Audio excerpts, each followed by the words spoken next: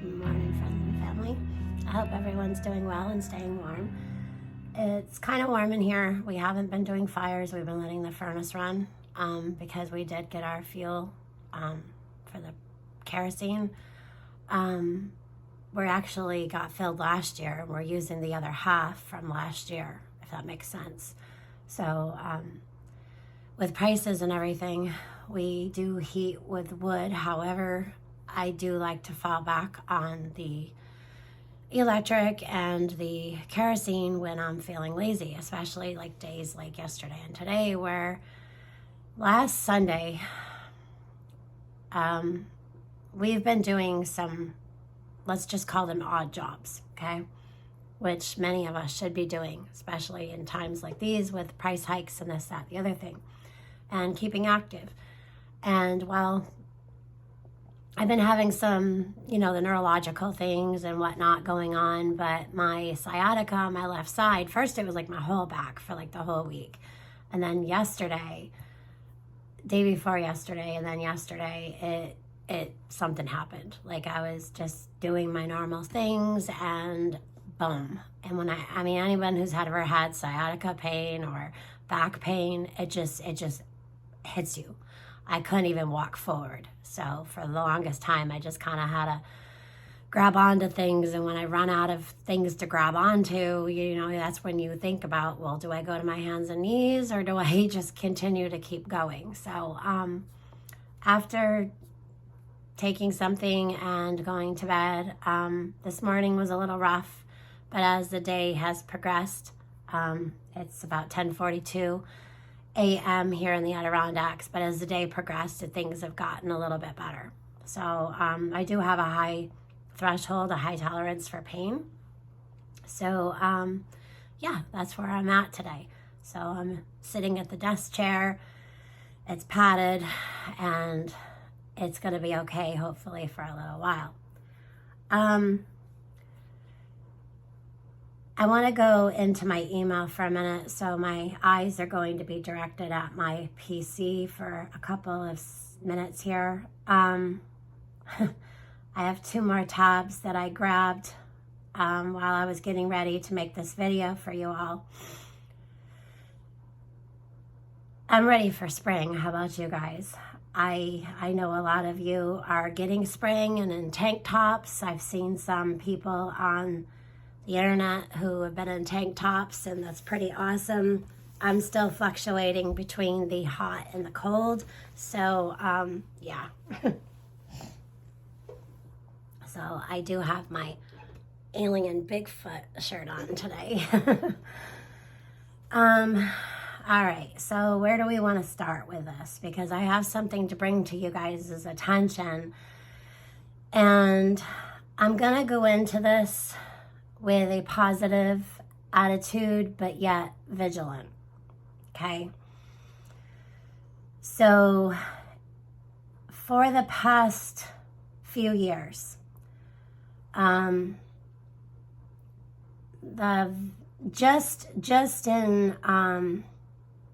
have to be really careful. Just in the past few years, there's been a research on the thing that we've been dealing with the past few years. And the thing with diabetes, okay? But that's where I'm going with this. But I also want to bring you guys attention to what we've been dealing with the past few years.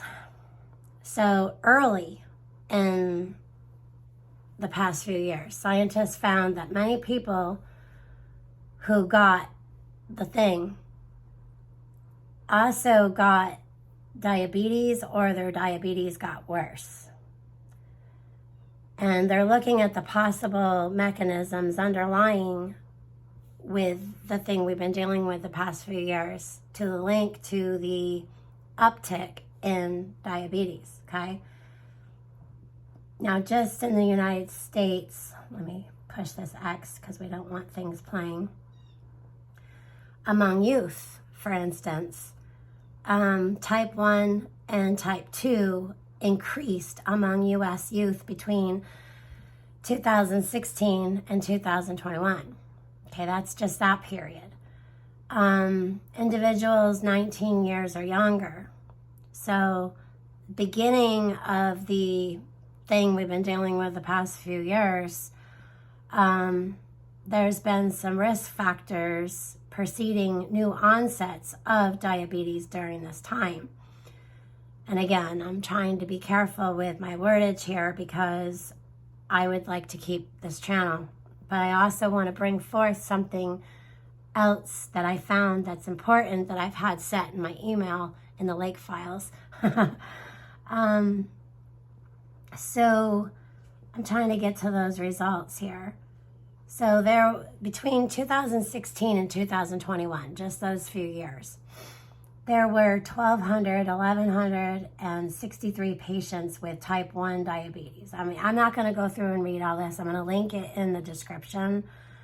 But I don't know where I found earlier from my phone, which I'm recording on now. I definitely found the, let's see, the rates of 100,000 per person year and their ages. I'm going to link this in the description, and I need you guys to go look at this, okay? I'm just going to keep it at that. So, diet and insulin. I'm going to encourage you guys who have issues with sugars, whether it's high or low, or whether you take insulin or you don't, whether you control it with food. I want you guys to start doing your best to keep yourself in check. Because I think they, and yes, I'm going to do the dorky nerd thing where I put up they, the quotes, they know something that we do not. So the following foods may support insulin sensitivity and reduce the risks of developing diabetes in general. Non-starchy vegetables such as broccoli, dark leafy greens, tomatoes, and peppers. Citrus fruits such as lemons, oranges, and limes. Whole grains such as oats and barley, and I can't pronounce this one, but it's Quinoa, quinoa. Protein-rich foods including lean meats, fish. I'm not going to suggest soy. Legumes and nuts. Fish with high omega-3 fatty acid content, such as salmon, sardines, and herring. Foods that contain antioxidants such as berries. Now, when I say salmon, sardines, and herring, I'm not talking about a can. And I know that that's where most of us are going to have to be going because a lot of us are preparing back and getting canned foods. Right now, you can get fresh. So do that while preparing your stuff back. So get cans of nuts and salmon and herring and whatnot. Foods that contain antioxidants such as berries.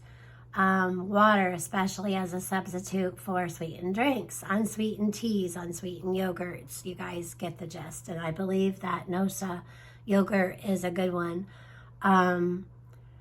So, yeah. 14 ways to, I'm going to link all these in, but I got another article that shows you another way you can reduce things. And be safe. And the reason I'm going on and on about all this stuff is because in Brazil, I don't know what they know, but they know something that they are doing. So before I read this, I'm just going to tell you guys to brace yourself, because in this day and age, nothing should surprise us. And they've already done a lot of stuff. We already know that. Because they're always got things in the lab and they're always poking. You guys can take this as a positive, or you can take it wherever that your opinion goes. But I'm just going to present this as is. Millions of people living with type 1 diabetes around the world have reliable or don't have reliable access to insulin, which a lot of you already have encountered this, due to their body's inability to produce the hormone. They have to inject it. to ensure that glucose can enter cells and produce energy, but finding an affordable and reliable source of insulin has remained difficult in many parts of the world. Now, a team of scientists in the University of Illinois, I've learned how to say Illinois, and I'm not going to say Illinois. So, Illinois Urbana Campaign and the University of, let's see, this is a de Sao Paulo, Brazil. So I'm just, like I said, I'm going to link all this information in the description of this video. So always hit more underneath the title and it'll bring you to the description, and that's where you can read everything else. So they, in Brazil, have found a radical new way to produce the stuff, insulin. A gene edited, you ready? People, we got cows, and it's not in a tornado. They gene edited cow that produces human insulin in its milk. Mother Nature designed the mammary gland. Well, of course, God knows what he's doing. But anyways, as a factory to make protein really, really efficient, said the University of Illinois Animal Sciences professor Matt Wheeler, lead author of the new paper published in the Biotechnology Journal. In a statement, we can take advantage of that system to produce a protein that can help hundreds of millions of people worldwide. As detailed in their paper, the researchers inserted a segment of human DNA coding for their precursor of an active insulin called proinsulin into the cell nuclei of 10 cow embryos. 10. Out of 10 embryos, one gene-edited calf was born in Brazil. Once matured, the cow was impregnated and stimulated to lactate using hormones. So this cow's already grown up. Our goal was to make proinsulin. Now this is where it gets really interesting. Purify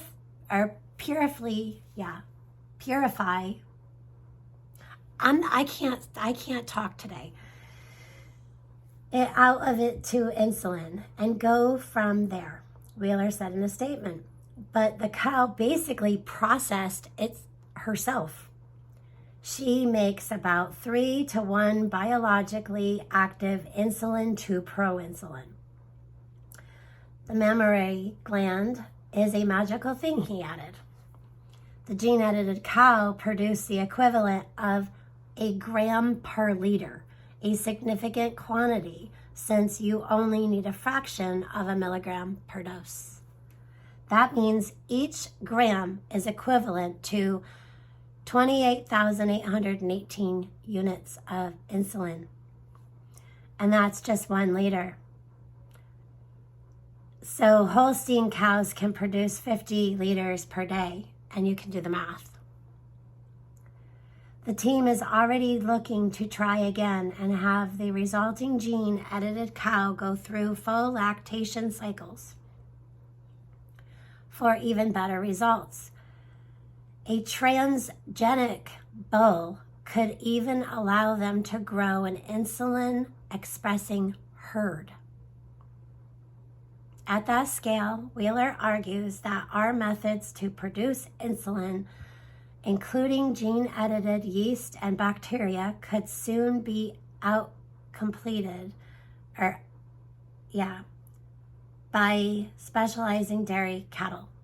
So they want to make a whole insulin-producing cattle, like lots of them. But to build out a full supply chain, you'd need a way to collect and purify the insulin, and such facility would also need the sign-off from the Food and Drug Administration. According to Wheeler, though, those are obstacles that are easy enough to overcome, especially especially in today's day and age.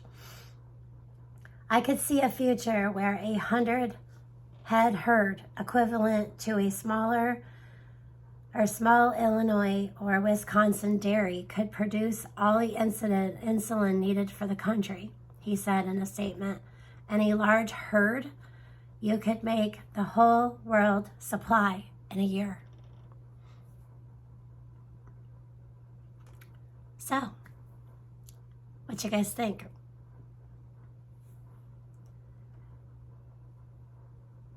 Remember, the hormones and this, that, the other thing, and how they said Mother Nature designed the mammary gland as a factory to make protein really, really efficient. So they took advantage of the system to produce that protein that can help hundreds of millions of people worldwide.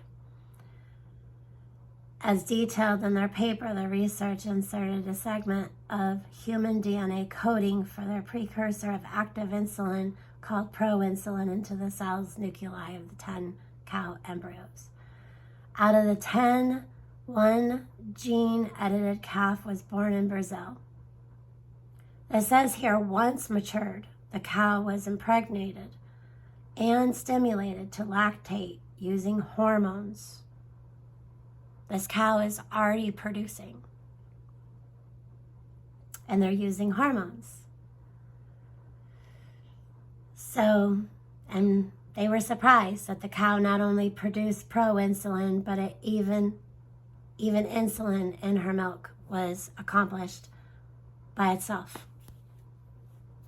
All right, well, this has been another segment of the Lighthouse News team.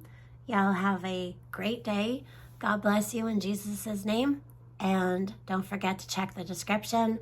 There'll be 5 articles under there. All right. Love you guys. See you later.